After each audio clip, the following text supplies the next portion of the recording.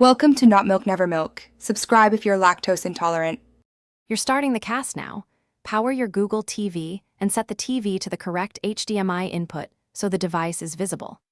Once done, make sure your phone or computer and the Google TV are on the same Wi-Fi band.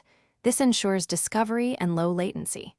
Next, open Google Home or the app you'll cast from and keep Bluetooth on for fast device pairing. These steps let the devices find each other and establish the secure link needed to stream. You'll now complete setup. Follow Google Home prompts to add the Chromecast with Google TV and confirm the on-screen code. That verifies you control the device. Then pick your source, tap the cast icon inside a supported app, or use Screencast from Quick Settings on Android to mirror. Choose the Google TV name. Also, check playback and audio settings so buffering and output match your network and speaker setup, because tweaking these reduces stutter and sync issues during playback. You're almost done. Control playback using your phone, the Google TV remote, or the TV interface. Remote control avoids phone disconnects.